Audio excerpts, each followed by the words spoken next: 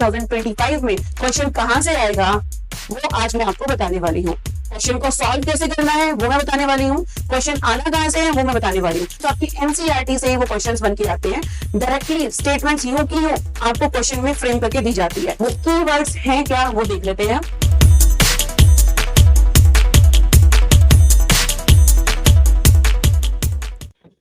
Hello everyone, welcome to yes bio again. तो भाई आज हम क्या हॉट टॉपिक डिस्कस करने वाले हैं। आज का टॉपिक है हमारा how to solve assertion reason. अक्सर जब नीट एग्जाम को हम या मॉडल टेस्ट पेपर को हम सॉल्व करने बैठते हैं या क्वेश्चंस को सॉल्व करने बैठते हैं तो हमारे assertion reason questions, statement questions, match the following questions, ये सारे क्वेश्चंस में ज्यादातर क्वेश्चंस यहां से हमारे गलत निकलते हैं। तो उनमें से एक टाइप है जो क्वेश्चन का हमारे पास, that is the assertion reason question. वो कैसे सॉल्व करना है, एनटीए आपको कहां से क्वेश्चन बना के देगी या आपके नीट एग्जाम में 2025 में क्वेश्चन कहां से आएगा वो आज मैं आपको बताने वाली हूँ। क्वेश्चन को सॉल्व कैसे करना है वो मैं बताने वाली हूँ। क्वेश्चन आना कहां से है वो मैं बताने वाली हूँ। तो बेटा क्वेश्चन कहां से आना है वो भी हमें पता लग जाए और उसे सॉल्व कैसे करना है वो भी पता लग जाए तो क्वेश्चन के गलत होने के चांसेस हैं 0। चलिए, तो how to solve assertion reason question. Assertion reason question को सॉल्व कैसे करना है उससे पहले हम डिस्कस करेंगे कि असर्शन रीजन क्वेश्चन आते कहां से हैं, वो स्टेटमेंट्स कहां से आती हैं। तो बेटा वो कहीं और से नहीं, आपके ग्रंथ यानी कि आपकी एनसीईआरटी, बायोलॉजी की हम बात करें तो आपकी एनसीईआरटी से ही वो क्वेश्चंस बन के आते हैं। डायरेक्टली स्टेटमेंट्स यूं की यूं आपको क्वेश्चन में फ्रेम करके दी जाती है। तो भाई एनसीईआरटी के अंदर कुछ कीवर्ड्स हैं जिनको एनटीए यानी कि आपके नीट एग्जाम में एज इट इज दिया जाता है। वो कीवर्ड्स हैं क्या वो देख लेते हैं। कीवर्ड नंबर 1, जहां पे आपको सो वर्ड मिल जाए, एसओ सो, देयरफॉर, hence, thus, although, इस तरह के कनेक्टिंग वर्ड्स, और भी कनेक्टिंग वर्ड्स हो सकते हैं। तो इस तरह के स्टेटमेंट्स में कनेक्टिंग वर्ड्स आपको जहां भी एनसीईआरटी की लाइंस में मिल जाए उसको आपने करना है अंडरलाइन। हो सकता है कि वो लाइन इतनी इंपॉर्टेंट ना हो लेकिन फिर भी वो आपके असर्शन रीजन क्वेश्चन में या फिर कई बार स्टेटमेंट वाले क्वेश्चंस में एज इट इज लाइंस आ जाती है। तो वो लाइंस हमने छोड़नी नहीं है, उनको हाईलाइट करना है और उनको बड़े ही ध्यान से पढ़ना है। 4 बार, 5 बार, 6 बार, जितनी बार आप उसको पढ़ सको उस पर एम्फेसाइज करना है, उस पर आपने ध्यान देना है। तो भाई ये तो हो गया कि क्वेश्चंस कहां से आने हैं। क्वेश्चन एनसीईआरटी से आने हैं और ये कीवर्ड जो हैं, जो कि कनेक्टिंग वर्ड्स जो होते हैं, वही वाले क्वेश्चंस आपके असर्शन रीजन में बन के आते हैं। तो भाई अब कुछ क्वेश्चंस के एग्जांपल से हम देखते हैं कि असर्शन रीजन क्वेश्चन को सॉल्व कैसे करना है, क्योंकि दूसरी जो प्रॉब्लम आती है वो सॉल्व करने में पता तो लग गया कि एनसीईआरटी से ही आएंगे, एनसीईआरटी में कनेक्टिंग वर्ड्स की लाइन से आएंगे, लेकिन अब उनको सॉल्व कैसे करना आपको मैं एक एग्जांपल से बताने भी वाली हूं कि एनसीईआरटी की डायरेक्टली लाइन से आपको ये क्वेश्चन आया हुआ है। ये हमारा प्रीवियस ईयर क्वेश्चन है बेटा। देखो कुछ है ना फंडे होते हैं क्वेश्चन सॉल्व करने के, और वो आपको क्वेश्चन सॉल्व करने से ही आ सकता है। क्वेश्चन सॉल्व जितने ध्यान से करोगे उतने चांसेस हैं कि उसका आंसर जो है आपका सही निकले। असर्शन रीजन क्वेश्चन सॉल्व करते वक्त आपको ध्यान रखना है कि आपने अपने स्टेटमेंट्स को बड़े ही ध्यान से पढ़ा है। इनमें से आपने आंसर चूज करना है। ये स्टेटमेंट हो सकता है एनटीए आपको बदल के भी दे दे, ए में कुछ और दे दे। लाइक ए में यहाँ पे दिया हुआ A is correct, R is incorrect या फिर इज नॉट करेक्ट। हो सकता है ये स्टेटमेंट आपको बी में मिल जाए और नीचे वाली ए में मिल जाए, या फिर A is correct, R is not correct, A is not correct, R is not correct, A is not correct, R is also not correct, या A is correct, R is correct, मतलब दोनों आ सकता है। both statements are correct, both are incorrect, इस तरह से भी दे सकते हैं। तो बेटा इन क्वेश्चंस के जो ये आपको स्टेटमेंट्स दी हुई है कि आंसर आपने मार्क किस बेसिस पे करना है वो आपको यहाँ पे देखना है। तो फर्स्ट यहाँ पे दिया हुआ A is correct, यानी कि असर्शन सही है और रीजन गलत है। दूसरे में असर्शन गलत है, रीजन सही है। तीसरे में असर्शन रीजन दोनों सही है but R is correct explanation of A. Third fourth, both A and R are correct but R is not the correct explanation of A। तो ये आपको ऑप्शंस हैं अब आपने क्या करना है, सॉल्व कैसे करना है। हमने पहले सबसे पहले दोनों स्टेटमेंट्स को रीड करना है। क्या करना है बच्चों, दोनों स्टेटमेंट्स को बड़े ही ध्यान से रीड करना है। ये दो स्टेटमेंट्स है हमारे पास, एक है असर्शन, दूसरा है रीजन। पहला स्टेटमेंट मैं रीड करने जा रही हूँ। The first stage of gametophyte in the life cycle of मोस, मोस आपने पढ़ा होगा ब्रायोफाइट्स के अंदर, is the protonema stage. Moses जो होते हैं उनके अंदर जो पहली स्टेज है गैमेटोफाइट की वो प्रोटोनिमा है। तो तुम्हें याद आ गया होगा, फर्स्ट स्टेज थी भाई प्रोटोनिमा और दूसरी थी लीफी स्टेज गैमेटोफाइट के अंदर ही। ठीक है जी, असर्शन इज करेक्ट, टिक कर दिया उसको हमने वहीं पे। फिर रीजन देखेंगे सही दिया कि नहीं दिया है। Protonema develops directly from spores produced in the capsule. बिल्कुल सही बात है, प्रोटोनिमा स्पोर से ही डेवलप होते हैं। अब हमारे पास आंसर है कि भाई असर्शन भी ठीक है मेरा, रीजन भी ठीक है मेरा, दोनों ठीक है। तो दोनों ठीक है। अब देखो ये तो होगा नहीं क्योंकि इसमें आपको दिया हुआ है रीजन इज नॉट करेक्ट और इसमें दिया हुआ है assertion is not the correct. तो ना तो आपका ए ऑप्शन होगा ना आपका बी ऑप्शन है, यानी कि आपका ना तो फर्स्ट ऑप्शन है ना ही सेकंड ऑप्शन है। थर्ड ऑप्शन की तरफ जाएं, दोनों करेक्ट है। फोर्थ की तरफ जाएं, दोनों करेक्ट है। लेकिन हमें देखना है कि क्या असर्शन रीजन का सही एक्सप्लेनेशन है। तो सही एक्सप्लेनेशन लगाने के लिए आपने यहां पे लगाना है बिकॉज,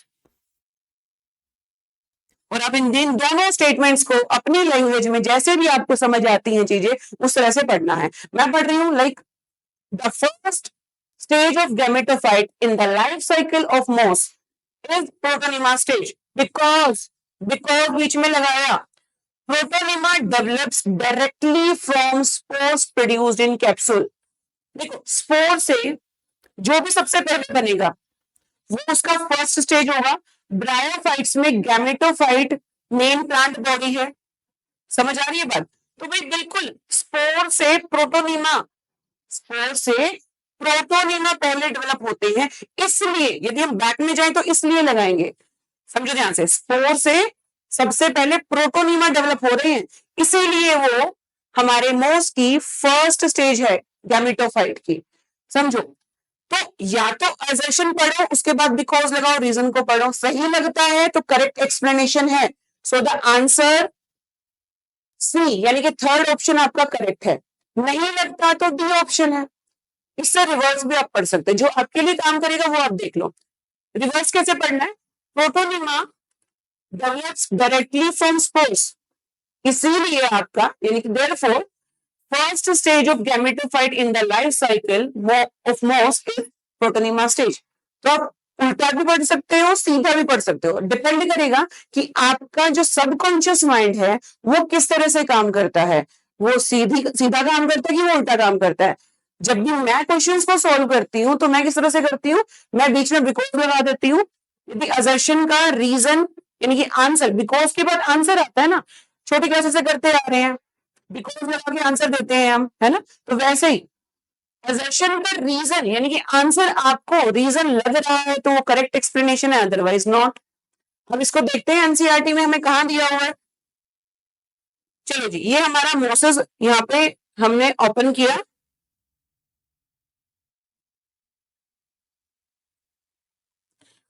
और उसमें हमने देखा कि देखो the first stage is the protonema stage, the first stage is protonema stage which develops directly from a spore। Connecting word आ गया आपको विच यहाँ पे, क्लियर।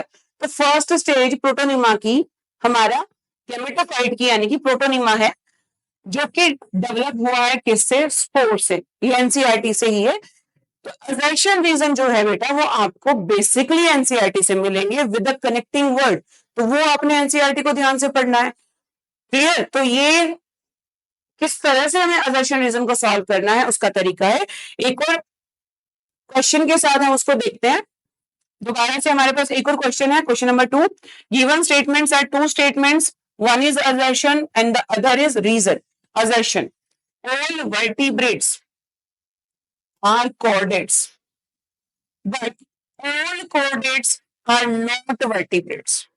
अब बताओ मुझे क्या ये स्टेटमेंट सही है या नहीं है, फटाफट से।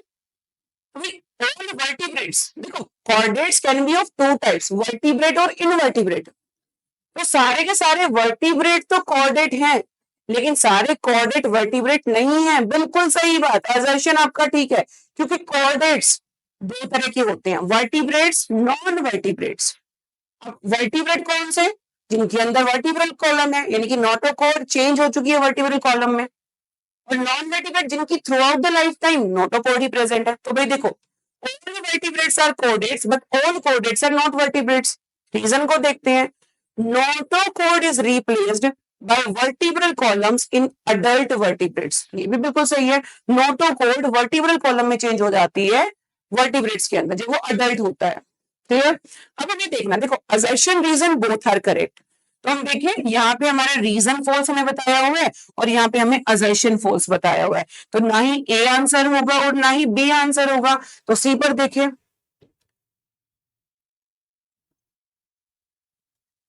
अब देखो ऑप्शंस आपके यहाँ पे अलग दिए हुए हैं। तो ए ऑप्शन आपको क्या दिया हुआ है? Both assertion and reasons are true and reason is the correct explanation of assertion. B, assertion is true, reason is false. Assertion is false, reason is true. तो देखो ऑप्शंस को ऊपर नीचे कर दिया, इसलिए मैं बोलती हूँ भाई ऑप्शन को ध्यान से पढ़ना है। क्लियर? तो बी और सी ऑप्शन हमारे नहीं है। सबकॉन्शियस माइंड में बैठा होता है कि ए और बी नहीं होंगे, क्योंकि स्टेटमेंट पहली वहां दी होती है। क्लियर? या फिर लास्ट में दी होती है, तो सबकॉन्शियस माइंड अपने आप सोच लेता है और आंसर को फटाफट से हम टिक कराते हैं। लेकिन ऐसा नहीं है, बी और सी ऑप्शन यहाँ पे गलत है। अब असर्शन रीजन दोनों ठीक है, लेकिन हमें देखना है कि क्या करेक्ट एक्सप्लेनेशन है या फिर नॉट करेक्ट एक्सप्लेनेशन है। क्लियर? तो क्या करेंगे उसके लिए, या तो हम देयरफॉर लगाएंगे या बिकॉज लगाएंगे।